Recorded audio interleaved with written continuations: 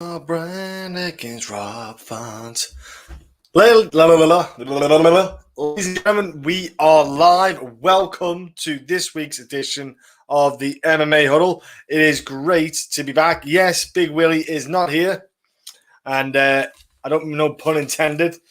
Me and Will are doing pay-per-views together at the moment because everything going on, as we heard last time with him.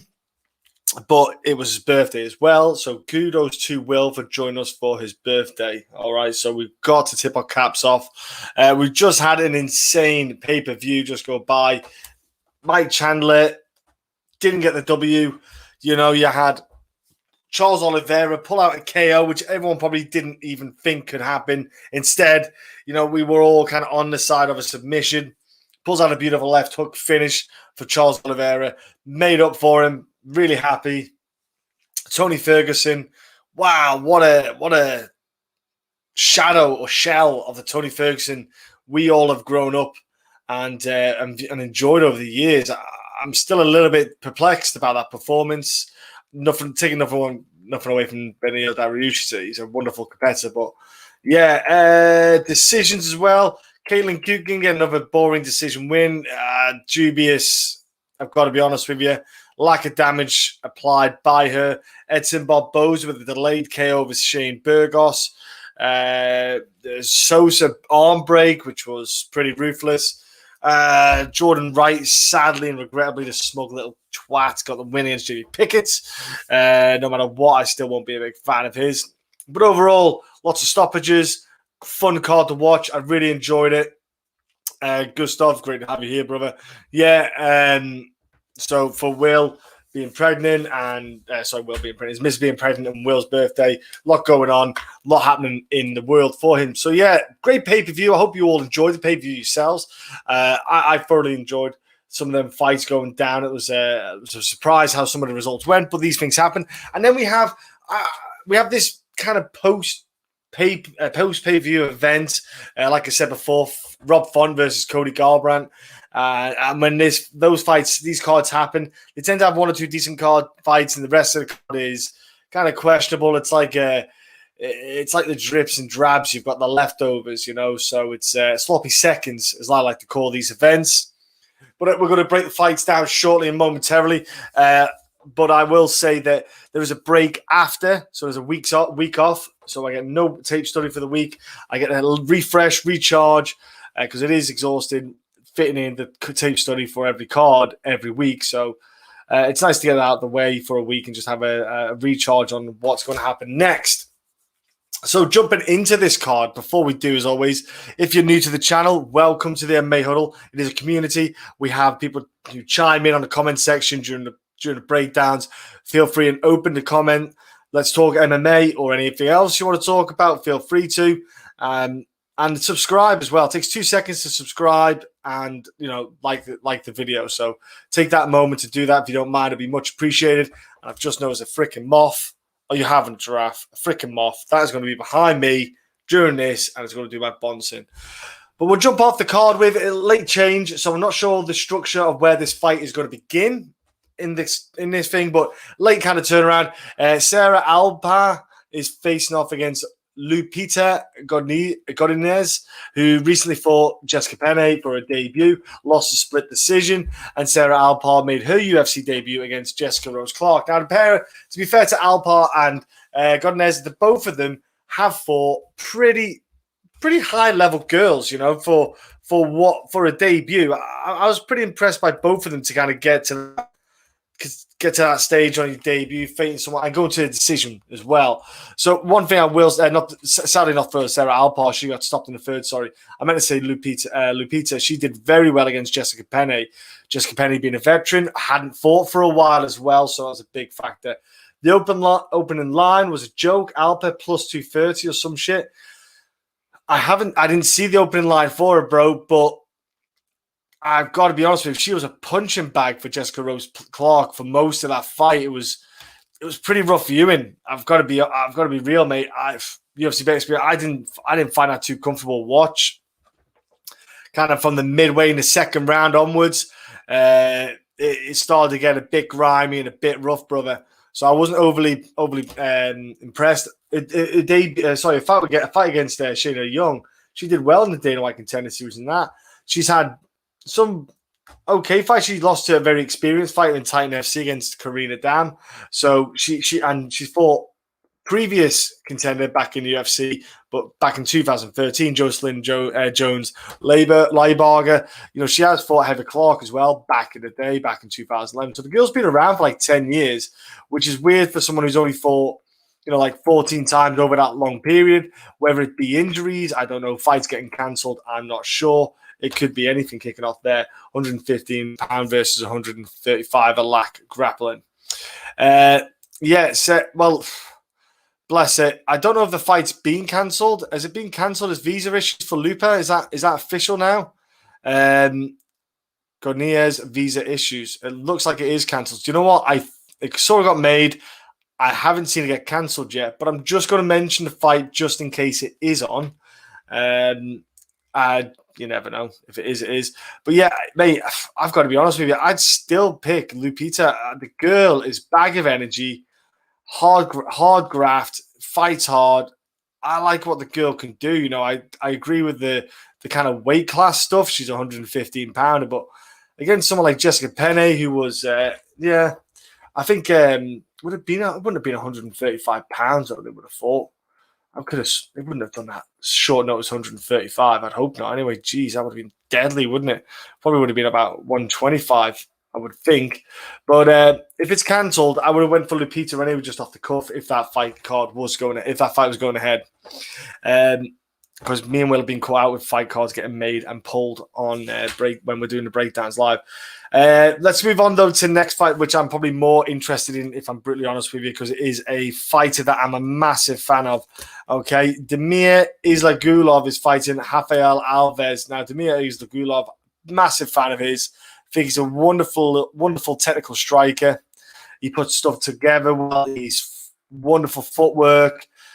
He's just a guy who just has a high volume, outworks you, and puts a beating on you. He's a tough dude. Oh gosh, I dropped my pen here, ladies and gentlemen. Look at this. Bloody turkey, aren't I? Here we go. For me, guys, I've got to be honest. To me, Ismagulov, he's just an all-round kind of killer, savage on the feet.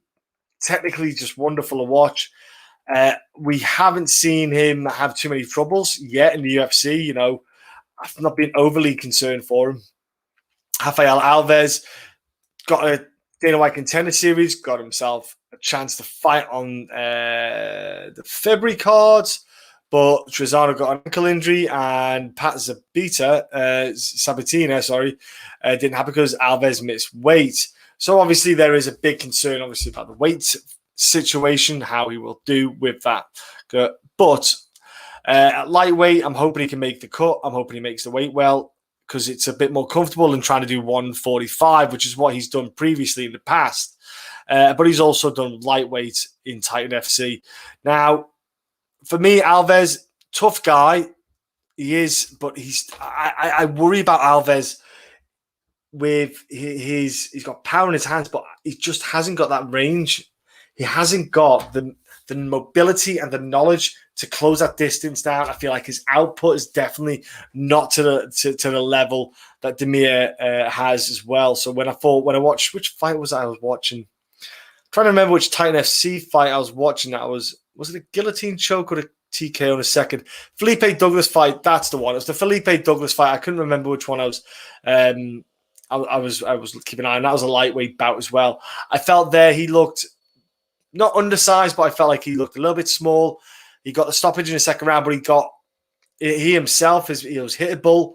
He was hurtable. I think for Rafael Alves, this is going to be a hard outing for him. I just think that he's not going to get that static position. He's not going to have the output to kind of scare Damir or slow him down. Alves, but he lacked the basic skills and cardio, always sus. Yeah, that is it, brother.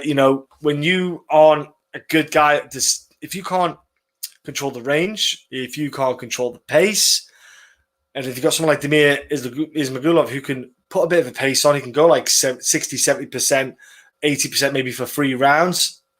That's where Alves might find it a bit difficult. If Alves can close him down, he could get him against the cage. A bit of grappling going on. That could help him out. But I've got to go Ismagulov in this one. I just don't see Alves getting any way into this fight and really kind of... I can't see him putting any dominance in there. It might be kind of a case where he has a couple of shots out and he hopes and lands and pulls off a little cheeky win, but I'd be surprised. I think Ismagulov should take this handedly. If he doesn't stop him, it'll be a heavy decision win. Next up we have is two boys who I think is going to be a bit of a barn burner at 155 again. Damir Hadžović against Yancy Medeiros. Damir Hadžović is a guy I watched back in the day, back on Cage Warriors. He fought. I remember when he fought Martin Delaney and was just relentless with the grappling and the strength and the power. Super impressed. Since then, he went on to the UFC. He's had a mixed bag of results. He really has. He's won 3, lost 4, and he's definitely a kind of Yancy Medeiros style of fighter. You know, you're going to get a guy who's going to win some, lose some. For me, Hadžović, he's got limitations just as much as Yancy has. Yancy's question is the chin. Now, the guys getting stopped by, you know, they are elite and higher level guys. For example, he's fighting like Greg Gillespie, Donald Cerrone, even to a certain extent at the time. Back in 2017, Eric Silva was a good, solid name, but he got the win there. But Eric Silva's fight IQ is just horrendous. Dustin Poirier's Yancy's fought. He's fought John Medeski, Francisco Trinaldo. So he has fought definitely the higher level, like the Jim Millers and stuff. He's fought top guy for a long time, Yancy. He's hit and miss. For me, Damir Hadžović, his biggest win, probably Nick Heim was his best win. Paulo Reyes and Marcin Held ain't big wins. Alan Patrick, lay and pray. Christos Giosk, lay and pray. And Renato Moicano was just an absolute monster on the grappling. For me, if you're Yancy, realistically, you take Damir down, you've got a chance to you kind of could almost beat him on the feet.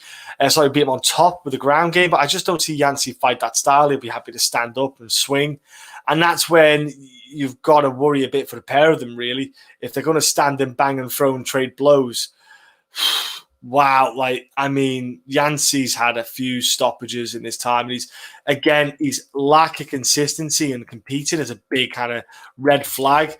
You know, we had one fight in 2018, one in 2019, one in 2020, and now 2021. So he's having one fight a year. It might help his health because he's not taking so many strikes, but at the same time, it's, you know, that time off is a factor. That time not fighting is a factor, and so for a dude who doesn't change his style, he's a bit manageable.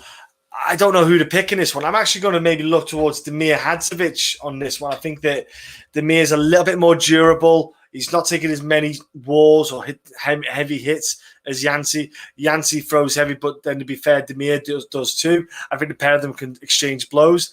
I think it's going to be he's going to be a war, brother. It's never an easy fight. Yancy Medeiros is, when he's in any fight, it's hard to pick what's going to go down. I'm not overly confident in Damir Hadžović. I just pick him due to the fact that Yancy has taken one too many hits for my liking over the years, and it has to come up and catch in at some point. He's on a 3-fight skid, needs to get that pulled back ASAP. ASAP. That dude needs to get the W so bad. But like I said, who knows what's going to happen. We're going to go to the next fight. And we have got, here we go. I'm going to kill this name, get over it. Yilan Shah against Joshua Culibao. I'll call it Shah and Culibao. There we go. I kind of was impressed by Joshua Culibao since he's joined up in the UFC. I thought the Charles Jourdain fight, I liked his striking. I thought his combinations were good. His movement was nice. I thought it was a really entertaining fight. Obviously, it went to a decision draw. Jarlene Turner, he got stopped by there. UFC debut, tough fight, tough outing for anyone, but the kid's got good hands, man. And from what I've watched with Get Away, Moff, hop on, jog on, you little shit out. This week's podcast is not sponsored by Monster, but maybe one day it will. Yeah, when I watched Shah's fights, I did watch the Zhu Rong fight where he lost and got TKO'd in the first round. Also checked out the Wang fight. And yeah, he's fought a handful of different fighters, to be honest with you. An absolute plethora of different guys. So mixtures of ranking, experience as well. He was 12-5 when he fought dude who was 1-0 and he got a decision win. Kind of little red flags popped up there. I thought he's hittable on the feet. I didn't think his feet was too great. His footwork was overly exciting. The fight to get him in the UFC was against a guy who was 3-5 as well. I'm not saying he's a can, but it's a bit questionable. His hands, Mullen can back up there holding you hostage. He's tickling me balls, my friend. If I'm honest, if I don't care, mate. If I hold the can, he kicks out my hand. If he's giving me free Monster, I couldn't give a monkey poo. I remember back at UFC Glasgow when we were at the event at UFC Glasgow, the boys, and they were giving out Monster, had like the trucks outside, and they were giving out free cans of Monster. It was pretty badass, to be fair. I enjoyed that back in that was the, I want to say it was the Gunny Nelson Ponzinibbio main card. That was that main event. Or was it the Bisping Talis late? No, it was the Bisping Talis latest card. That was the one. Which, to be honest with you, I don't think Bisping won, but he went on to win the title from that, so can't argue with that. But yeah, I've got to be honest. I think Culibao is going to absolutely mess up Shah here. I think he's got a far better strike in the grappling aspect. I think Shah wants to get the fight to the ground, get some grappling going, but he's definitely hittable. I think he's open to getting striked by Culibao. I think his hands are quicker. I think he's just an all-round better striker. I do think, it's an opportunity here for Culibao to get a nice win, get his feet in that UFC, get a debut, get a UFC win, on his record, rather than a loss and a draw. I think he's got great potential to get there and do quite good work in the division, man. I think he's got a lot about him, so I am picking Culibao for that one. Next up we have now, it is a late podcast, I do agree. I know some people are in bed already, so apologies for that. I was just a bit tied up, so sorry about that. Next up we have, what division was it? 125, the flyweight boys, Victor Rodriguez against Bruno Silva. Not a bad fight. I like it. I like the mix-up. I like the matchup you got here because obviously Rodriguez went to bantamweight and fought Yancy, and he just got absolutely murked, to be honest. He was far outclassed in that weight class and with an opponent like that. Now, it's another one as well with Victor Rodriguez. He's another Alaska FC guy. I do worry with some guys from Alaska FC, the calibers of the fighters they're fighting as well. And some of the guys he's fought, really questionable dudes. Bruno himself got his first win in the UFC when he fought JP Buys. Perfect fight for him, considering he had the two losses to David Zhokov and Tagir Ulanbekov. And I'm going to be honest with you, those are two horrendous flyweight fights to get. If you're making your starting flyweight division and you get them dudes one after another, that is rough because those guys are going to be in the top 10 mix for a while. They're top guys, I think, for that flyweight division. Bruno had a rough day in the office with all two of them. But JP Buys, perfect kind of guy for him. JP, I don't think he's going to do too well in the UFC division. Victor Rodriguez, I think it might be another one where Victor's going to get hurt. He's going to get stopped again. I think Bruno's got the ability in this fight to really land those heavy hands. The counters there, as we saw. We've seen the power that he's got. I think Bruno Silva's a solid dude, man. Yeah, solid fighter, cardio, sub-defense, chin, really like this. Yeah, to get his fight. Yeah, somewhat easy fight after the face murderer's row. I didn't realize who he fought. Obviously, till you see the record, I know he fights, but I didn't realize who he'd fought in his kind of first three fights in the UFC were just rough. Like they put him through the ringer. I think he should get a win against someone like Victor Rodriguez. Again, Victor Rodriguez, like JP Buys, I don't see the pair of them in the UFC for too long. I think you might see them get their free fights and they might be out by then. They might not get offered on a new contract. I just don't think they're the flyweight level needed. But then again, the UFC might try to bulk out the flyweight division because they're trying to keep it now from what's happened recently. So I'm not too confident, but we'll see on that one. We're going to go to the next one, which is the Welterweight division. My apologies. These guys were featherweights. They die. Claudio Silva is fighting Court McGee. Now, Claudio Silva, I love the man to death. Beautiful human being. Really friendly, really nice guy. I hung out with him at UFC Liverpool. Interviewed him in the past as well. Really open. And to be fair, the dude is badass. Like, he's had 2 losses in his whole career, 14 fights. And he's fought pretty good opposition, if you think about it. He fought Bradley Scott, Leon Edwards, Nordine Taleb, Danny Roberts, Cole Williams. Lost to James Krause. I thought in that James Krause fight, he kind of went to the well too many times with the leg kick kind of thing. He wasn't setting stuff up. The takedowns were too far away. I thought James was just a bit slick with the footwork. I feel like Claudio Silva's got an opponent here in Court McGee who's not slick with the footwork. Court McGee's just like a typical bang average tough dude to put away. Court McGee lost to Carlos Condit. That was his latest loss, and that was a rough fight to watch. That was poor. I think I was more good that I was watching the Carlos Condit, who was a shadow of himself. Like, Carlos Condit's a bad motherfucker, and the dude just looked nothing like he used to be. Like, there's no confidence, no aggression.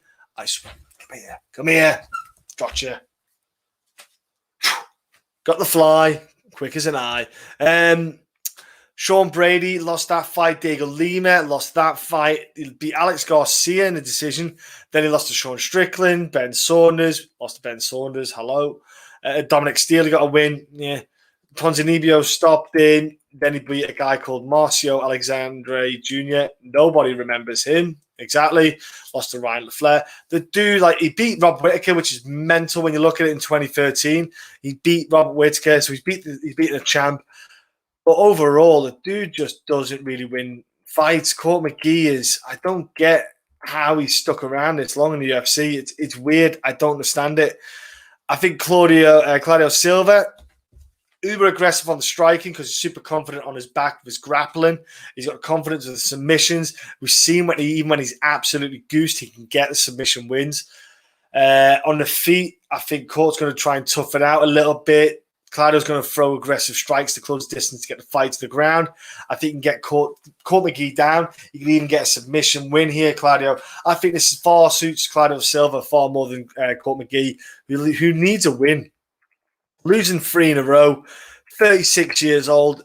It's a big question mark. Claudio, 38, but the dude is just, man, it's insane. And Claudio's been doing a lot of charity work. I think he's been helping.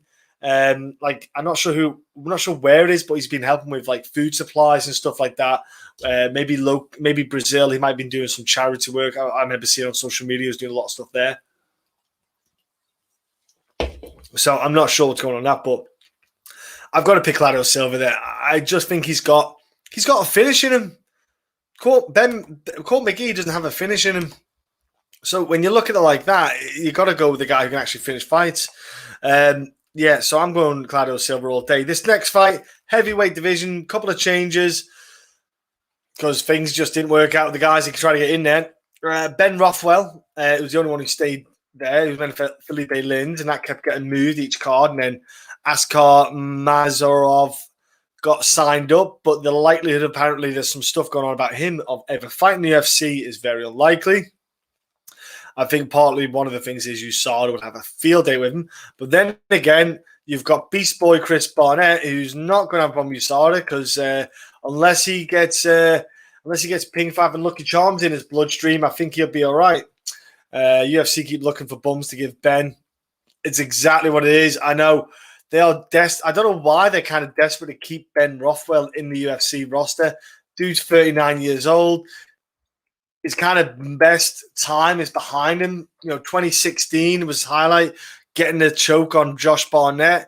And then after that, I mean, he's not done a lot. He's had the suspensions, everything. Stopping Brandon Vera, Alistair Overeem, Matt Mitrione, and then Josh Barnett. That's it. That's your pinnacle. Just take it. But the dude's still fighting. He's getting paid. I don't blame him. But Chris Barnett is woof. Whew. Then by submission is coming. He is much taller as well. He is much taller. I agree. A choke, some kind of choke would happen in this, bro. But Chris Barnett is just a guy who's fought all around. He's fought all different kind of guys. Lost as well to Rio Romero in his submission grappling competition. But he's fought dudes who, I mean, yeah, just rough, man. He fought the same guy twice and then lost twice as well, bless him, against Hungman Myun. Yeah, I'm killing these names. Yeah, Ollie Thompson, I think he tried to beat him twice. That didn't happen. And he's been around a while, but just not a good fighter, Chris Barnett. I don't know why they made such a big effort to keep this fight going. It's so freaking weird, honestly, man. I don't get it. Weirdly, he was prepping for a fight the week after this. So Chris Barnett, I want to say he's in shape, but I could say he's a shape. He's not in shape. He's a shape round. He's got to cut down to 265.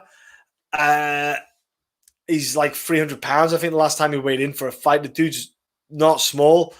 I'm going to go Ben Rothwell. He's just for an insanely higher caliber. I think he's a far better fighter. I just don't see it going any much further than Ben Rothwell.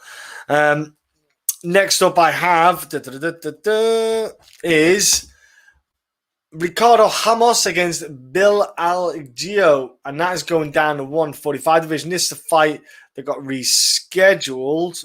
It was meant to happen last month, and Ramos removed because I think it was one of his coaches got COVID, I believe it was. I think it was one of his coaches got COVID. Ricardo Ramos trying to recover and bounce back from that loss to Laurent Murphy when he got stopped there in the first round. And you've got Bill Algeo who's trying to move on from the decision win over Spike Carlisle. It's in early days. Like Bill Algeo's been given, like Ricardo Ramos stepped in to fight him. Decision loss.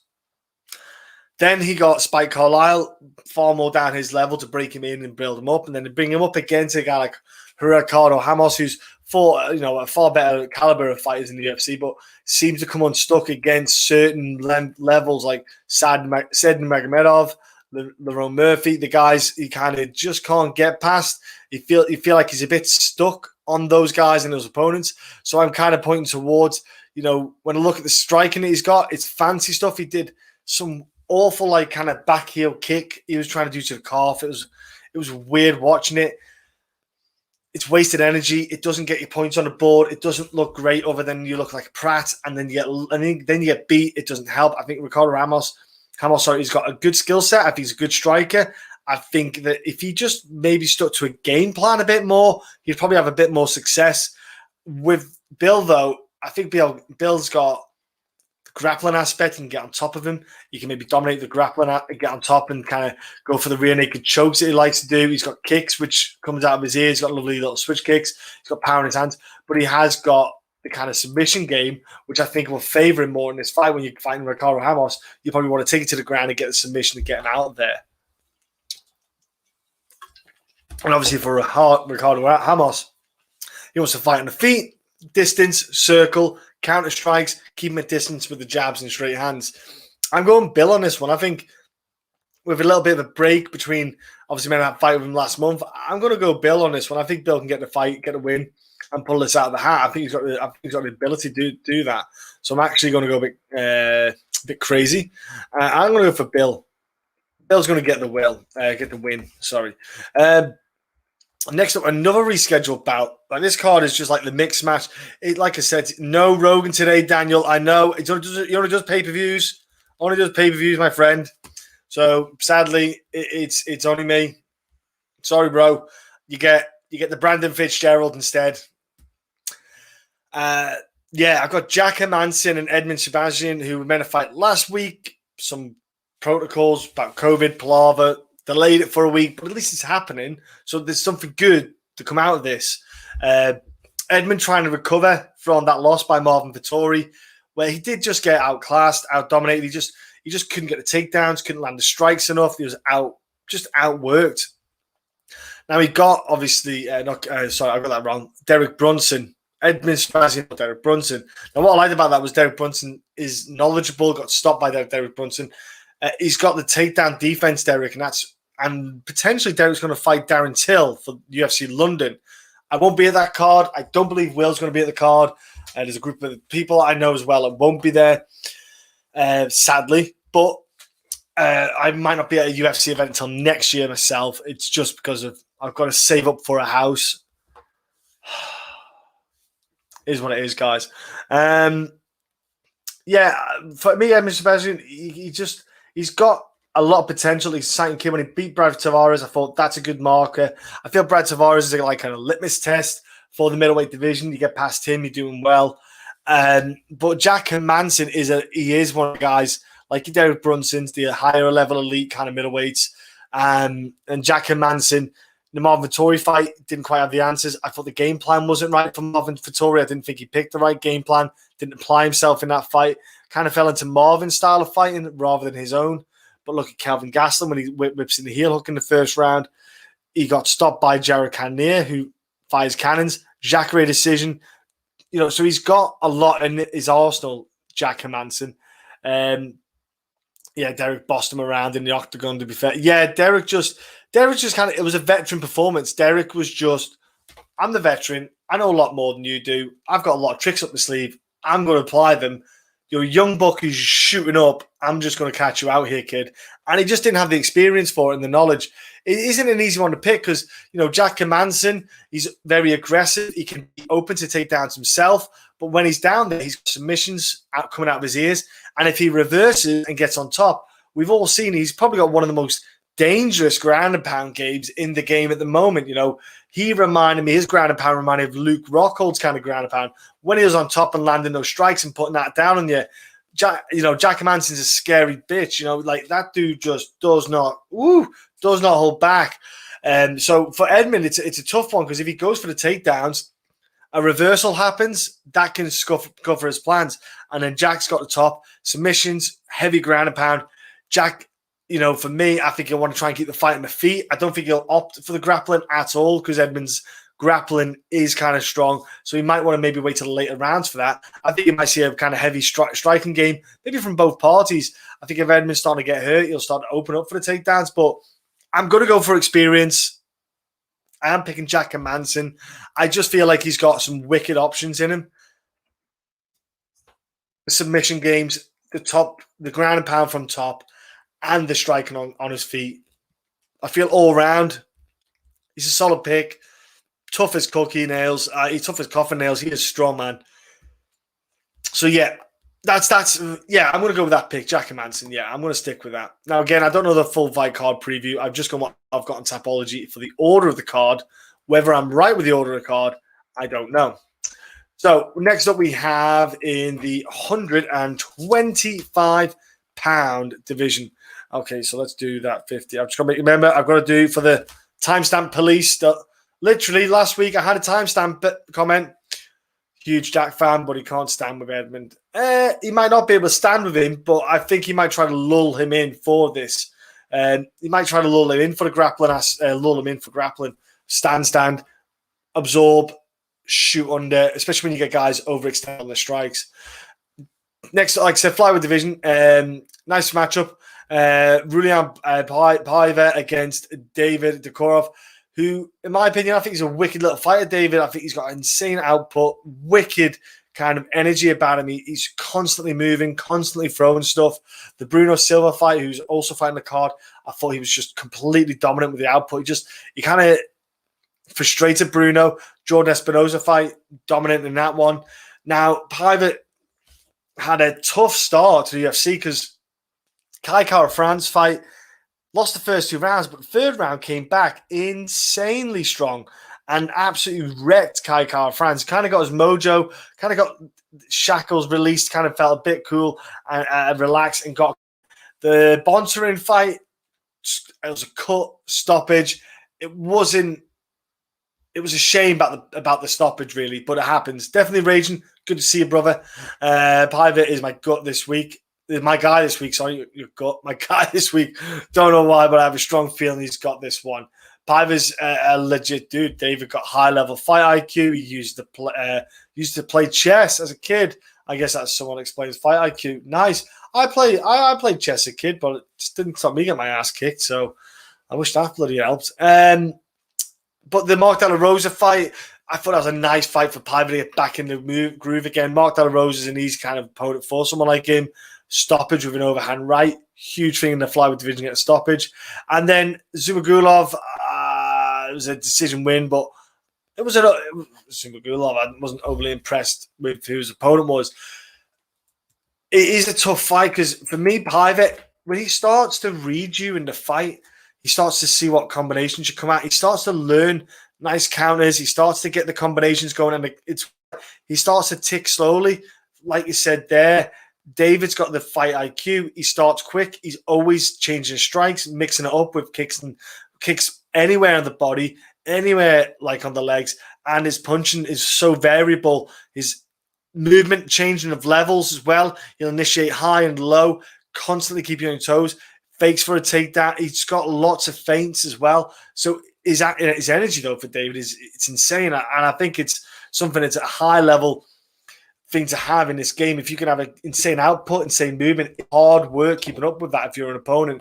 If you want to stand and counter like a Sam Alvey and not put any energy out, it actually can hinder you because you're not able to keep up with the opponent and stop them maybe and counter correctly. I was a bit torn on this one because I think Paiva's got the Muay Thai skills, which I love, but I think David can actually vary the fight a lot more with it to engage in the takedown and grappling aspect, and that might secure him the rounds. He did break Espinosa. Absolutely beautiful. I am picking David in this one.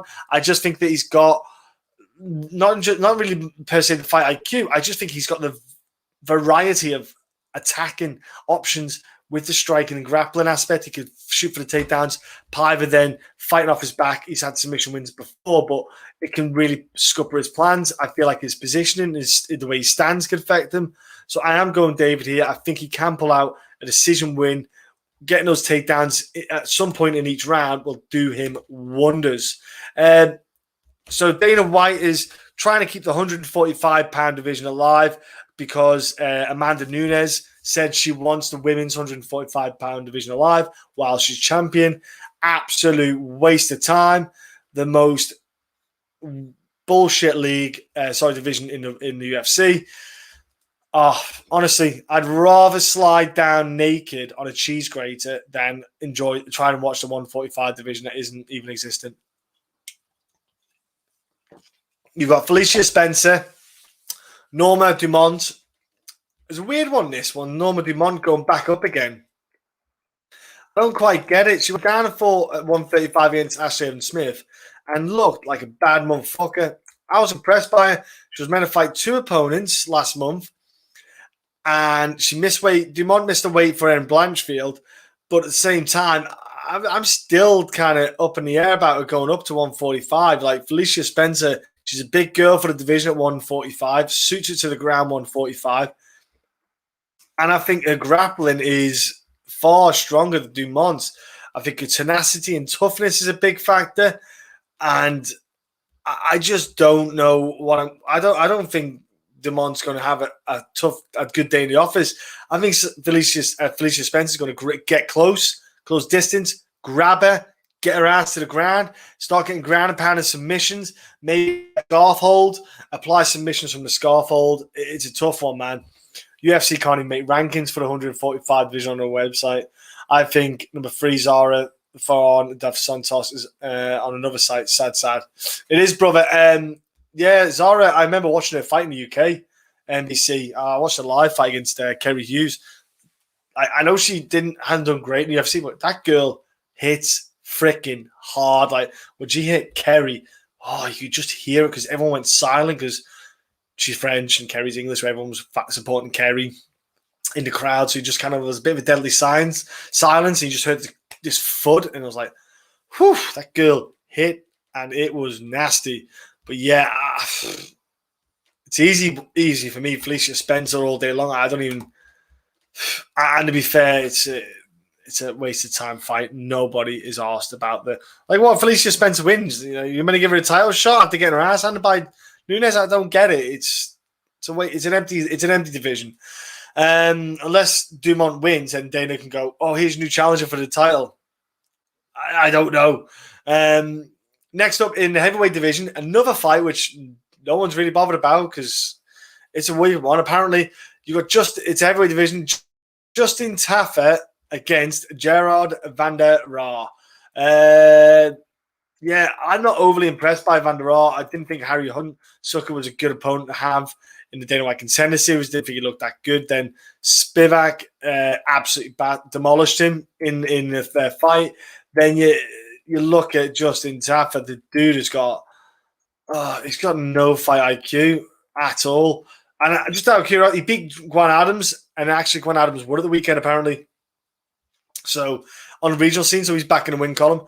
Carlos Felipe should have made that a lot easier than it was.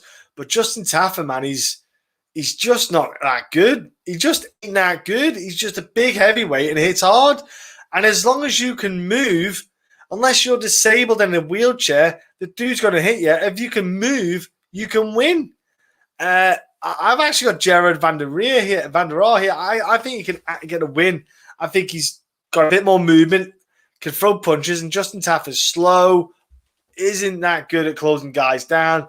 He just isn't that good at anything, in my opinion, Justin Taffer, apart from he's got a bit of heavy hands on him, purely for the fact that his weight is a factor. I'm not, to be honest with you, I wouldn't watch that fight. I call those kind of fights, put the kettle on and get yourself a hot drink. That's the kind of fight that is for me. I've got to go with Gerard here, but I couldn't care less about which one of these wins. Honestly, I could not. Next fight, though, interesting. It's probably for the title. This one's probably for a title shot, to kind of earn a way to the 115 division title. Cara Esparza facing off against, here we go, Yan.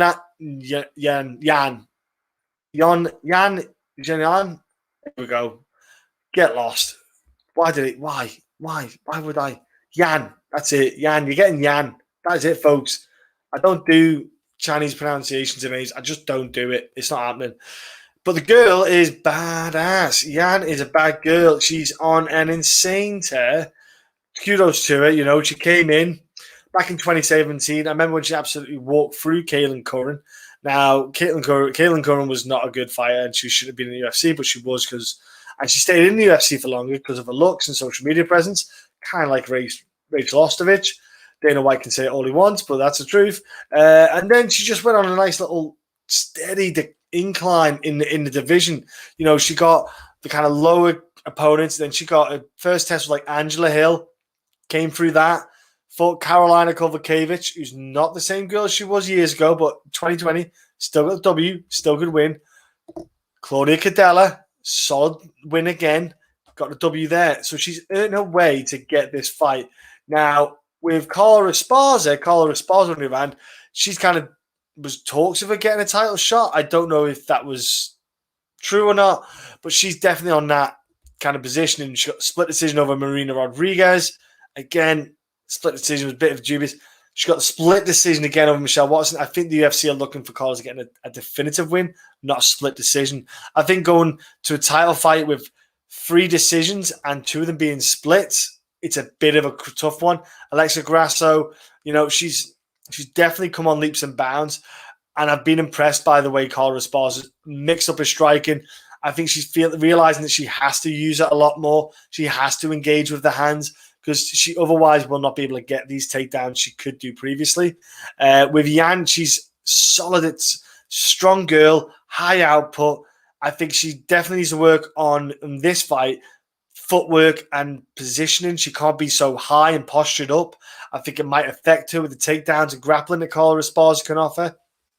But one thing you see with Yan, if she goes on her back and you get her down, the girl's active and she fights like hell off her back.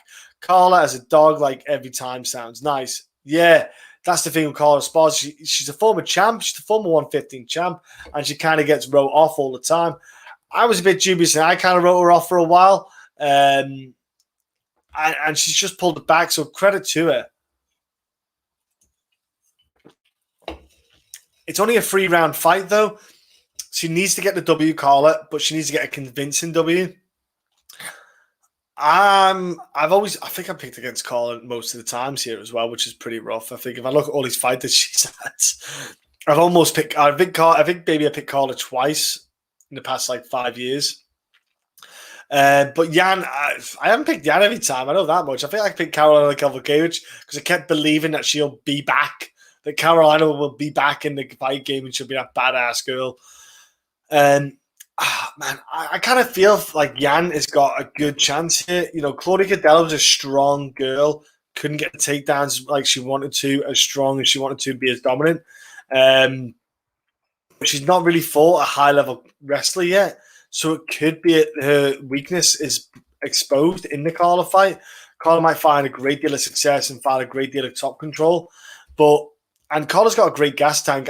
One thing about Carla is she doesn't stop and she keeps going. And she's a bad girl. So I can see it. Maria W., it's great to have you join us on this stream.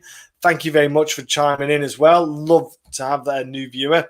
If you're free at all to like the channel and subscribe, I'd love you to join in. We have week breakdowns every time UFC fight cards are on. But I'm off next week, so you don't get to see this handsome face till the week after. So sorry about that. But yeah, man, I kind of feel like Yan might be able to get the output here. She might be able to land the amount of shots she needs to get the win.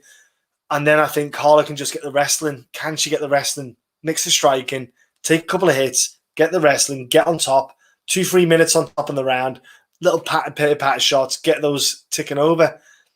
I've been torn on this one. I am still torn on it. Do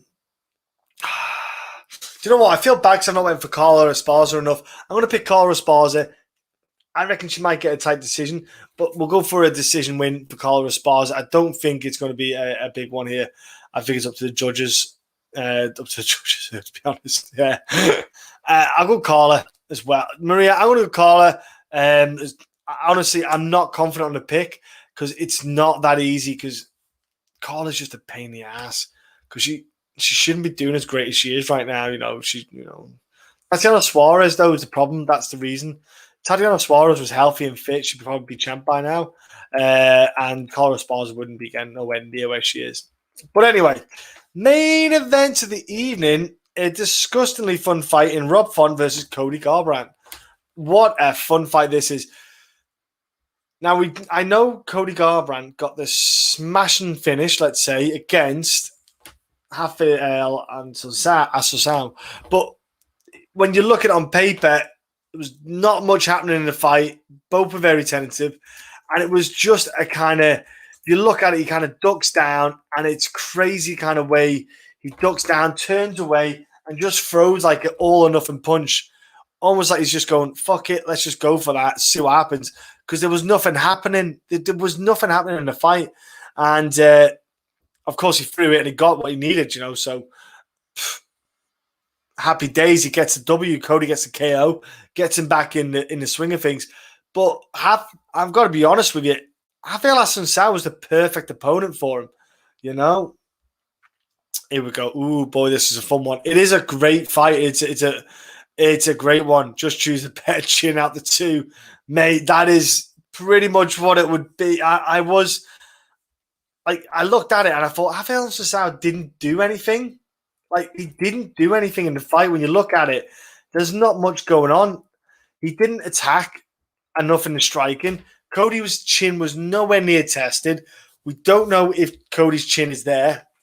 We don't, because Assunção didn't do anything. Assunção was tentative, wasn't aggressive. I can see that this bloody thing is freezing a little bit. Sorry about that. But yeah, overall, the Moraes fight, Rob Font looked feckin' superb in that. Uber confident, aggressive, throwing the strikes, didn't want to hold back and went for it. I think Font's style matches up amazing against Cody. His picture perfect boxing, is great against an angry Cody, You annoy Cody with a couple of shots, you can bait him in. Rob Font, if Cody uses wrestling here, he could maybe get the W, but Rob's performance against Moraes was a deal ticket. Like, he does break fighters down. He picks you apart with the hands. Cody's got good boxing, I do, but Assunção just looked slow. He looked slow. It looked predictable. It looked like he could see what was coming. It was perfect for Cody. Cody loved it because he had a guy who was slow. He looked quick, felt fresh, wasn't getting hit. He just didn't have to worry about it, Pac-Man, Paxton, how's it going, friend? I believe this might be your first comment. Great to have you on board in MMA Huddle. Cody's going to come in looking to dance and not get hit. I think Font will touch him and get the KO. Everyone not touching the Cody chin. Marlon lost that fight before he even started. Sadly, he shot for the takedown. Yeah, his chin broke, yeah. And you know what? Marlon Moraes hasn't been great, but like he got finished fair and square by Rob, and I thought Rob put those hands on him. Man, that was some nice little slick hands. Cody's going to have to stand there and exchange with Rob. That's the question. Can Cody stand and bang? Can't, because he'll do it. It's just in him. He can't not do it. He can't resist it. You've got to remember there's a 6-inch reach advantage for Rob Font here as well.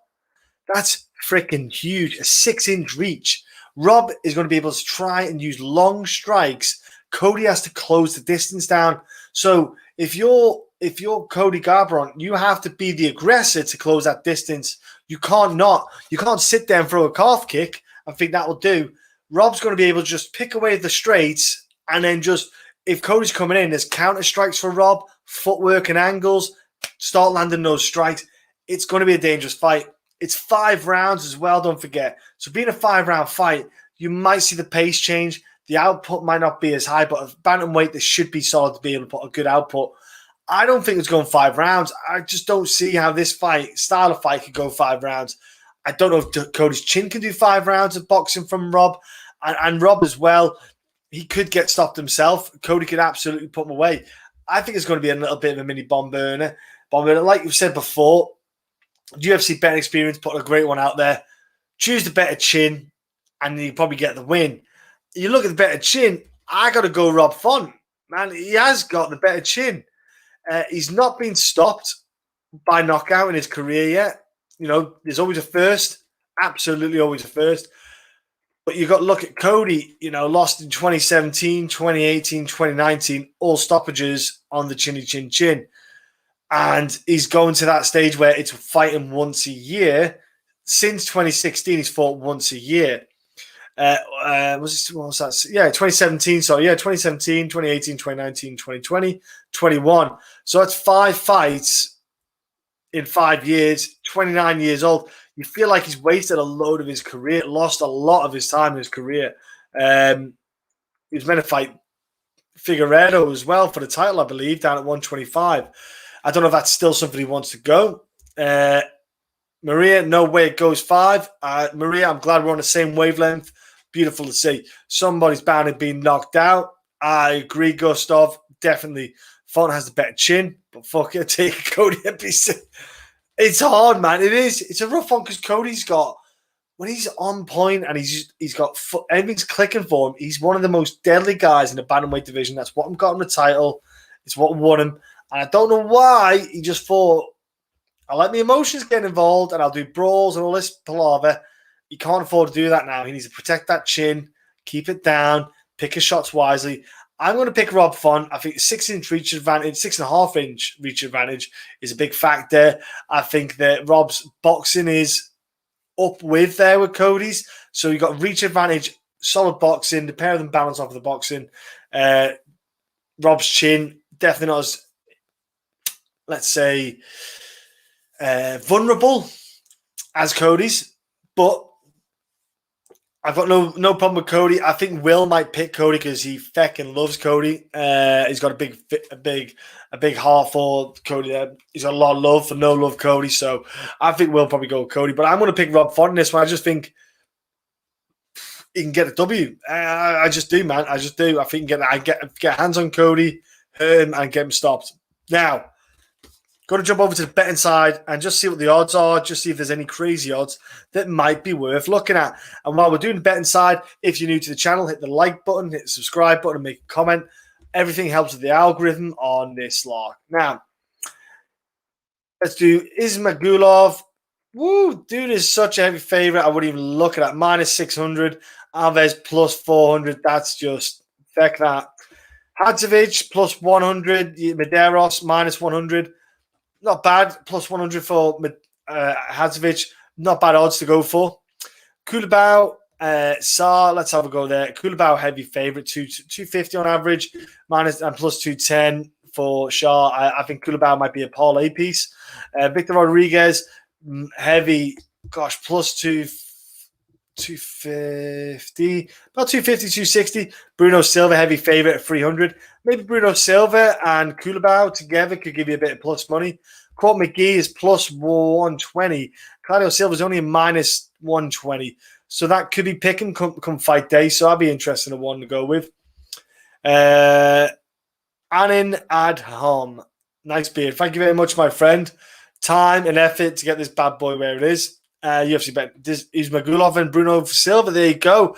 Yeah, because of their quite strong odds, they're not bad ones to go for, is to try to get those numbers up. Only a couple of lines on the Rothwell and Barnett. You've got plus 230 for Barnett and minus 275 for Rothwell. So, Rothwell's not doing any good in the fight these days. He's still a heavy favorite in that. Ramos and Algeo, you got pretty much a pick him, plus 120, minus 120 for Algeo and plus 100 for Ramos. That'll be a pick him come fight day probably. Hermansson's a favorite in a Shahbazyan fight by 150, minus 150, Shahbazyan plus 130. That's an interesting line. Paiva is plus 130, and David Dvořák is minus 130. Good odds, minus 130, 140. Those odds are solid for David. If you want to go for straight bet, quite like those ones. Ben by submission, degenerate action to feel it. Yeah, 10-finger choke. Honestly, I'll go with Ben with a cheeky little choke. Dumont is a plus 130 against Felicia, who's like a heavy minus 160. So that's easy, that one. There's a website called Opening. Never heard of the bettings, but they've got them down as minus 350. But geez, Justin Taffer is minus. He's a favorite against Gerard van der. What? He's a minus 180 favorite. Justin Taffer against Gerard van der Rijs. And Raw, minus plus 170. I'd go Gerald on that one. You've got to, because Justin Taffer's just fucking gopping. Honestly, he's awful. David and Jack, single bets. Nice, bro. Yeah, I like the Van der Raw odds. Yeah, me too, man. I can believe that. Well heavy fade. 170, 160, 170 is your average there. Get on that. I just don't. I think Taffer's gopping. Carla Esparza, she's on average, plus 110, 1.5. Yang is a minus 120. That's a pick and fight by fight day. Cody is a minus 110. Font minus 110, pretty much. You've got both as a pick and for the main event, liking that so far. So once again, that's the odds. I'd go with a couple of parlays, like I said before.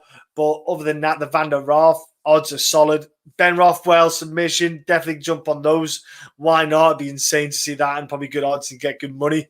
But that's this week's podcast. I'll be back, not this week, but the week after, because we haven't got a fight card. I get a week off, tape study. But I love you all, ladies and gentlemen. It's great having you on the podcast, joining in. I'll be back a little bit earlier next time, so we'll have more people on. But again, keep safe, bet responsibly, love each other, support each other, enjoy the MMA fight game. I love you all. Me and Will miss you all. Subscribe. Peace out, people.